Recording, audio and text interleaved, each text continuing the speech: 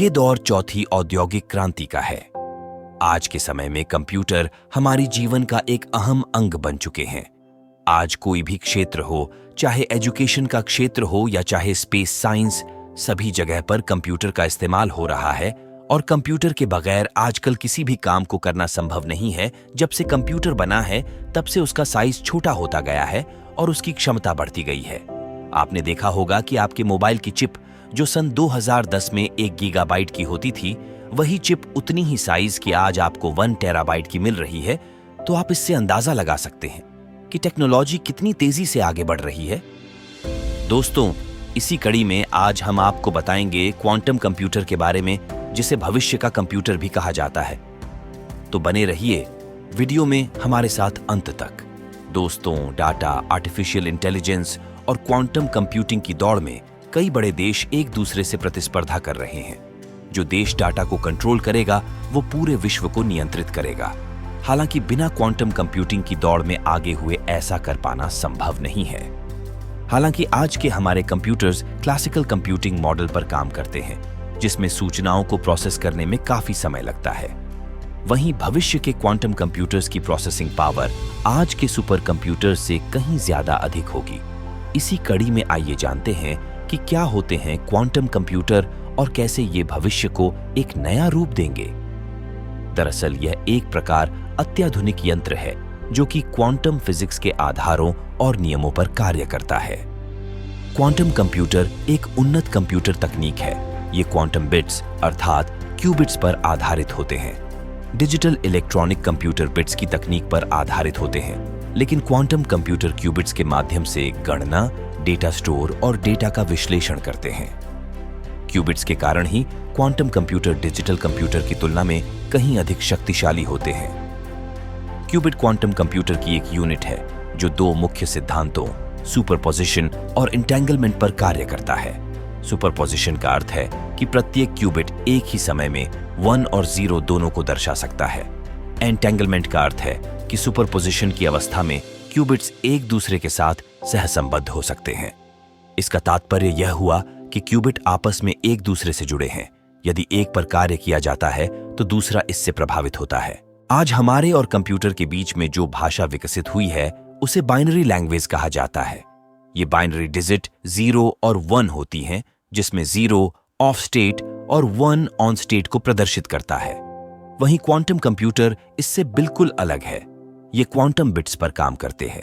जहां आज के क्लासिकल कंप्यूटर 0 और 1 या कहें ऑन और ऑफ स्टेट के आधार पर डाटा प्रोसेस करते हैं, वहीं क्वांटम कंप्यूटर एक ही समय में दोनों पॉसिबल स्टेट में होता है।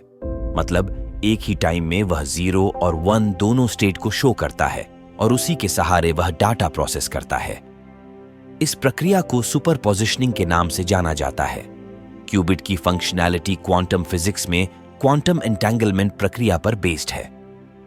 दोस्तों, हमारी क्वांटम दुनिया बहुत अजीब है।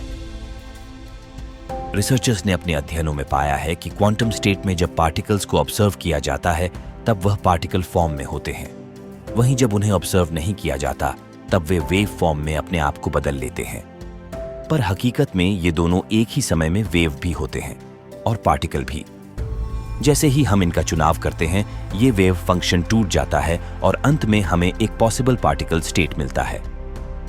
क्वांटम कंप्यूटर क्वांटम फिजिक्स के इसी बिहेवियर को सिमुलेट करता है।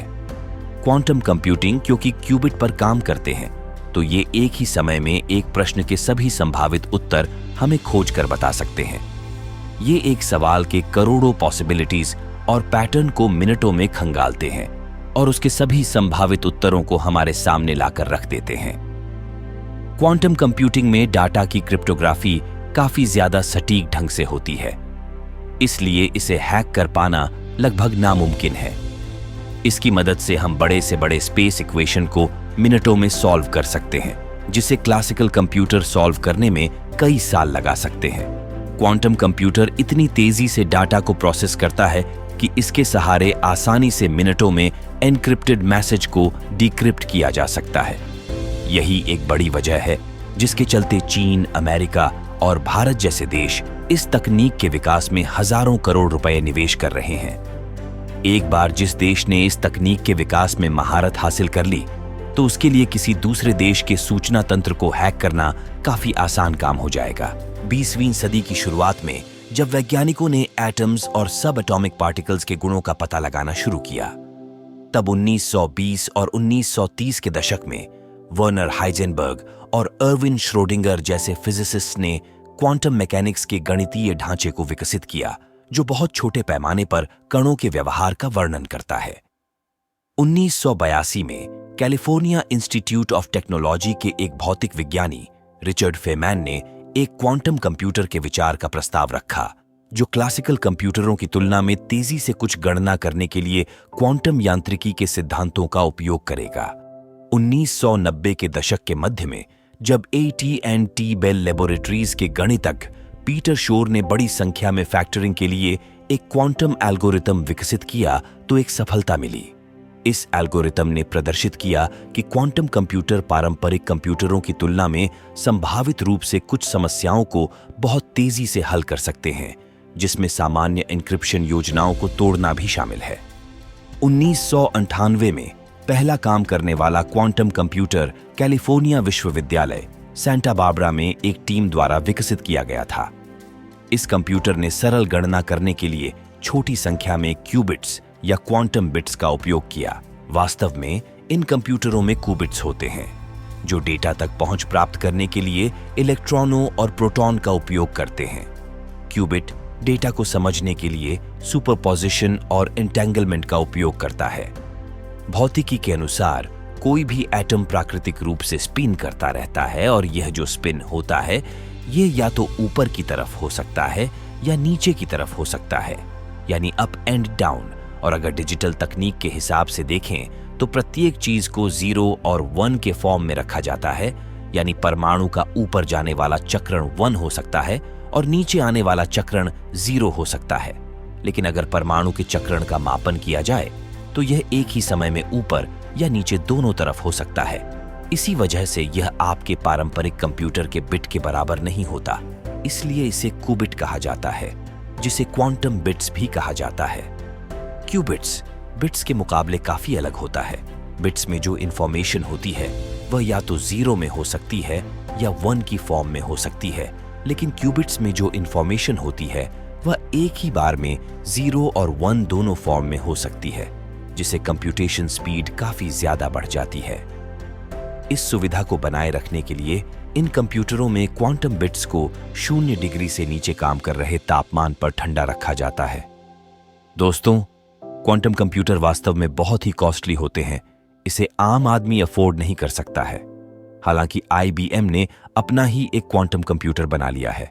परंतु क्या आप जानते हैं, अगर आपको उनके क्वांटम कंप्यूटर को इस्तेमाल करना है तो आपको उनके द्वारा बनाए गए प्लान के हिसाब से सब्सक्रिप्शन लेकर ही कंप्यूटर को इस्तेमाल कर पाएंगे। परंतु दोस्तों, असंभव कुछ भी नहीं है। एक ऐसा भी समय था जब केवल कुछ मेगाबाइट डेटा को स्टोर करने के लिए कई स्क्वायर फीट की जगह की आवश्यकता होती थी। परंतु आज देखिए, हम अपने पॉकेट में छोटी सी चिप में कई टेराबाइट डेटा आसानी से लिए घूमते हैं। तो दोस्तों, असंभव कुछ भी नहीं है, भविष्य में हो सकता है। यह तकनीक घर घर में पहुंच जाए। दोस्तों, ये जानकारी कैसी लगी हमें कमेंट सेक्शन में जरूर बताएं, और हां, चैनल को सब्सक्राइब कर सहयोग अवश्य दें, और वीडियो को लाइक एवं शेयर करना बिल्कुल ना भूलें। मिलते हैं अगली वीडियो में। जय हिंद, जय भारत।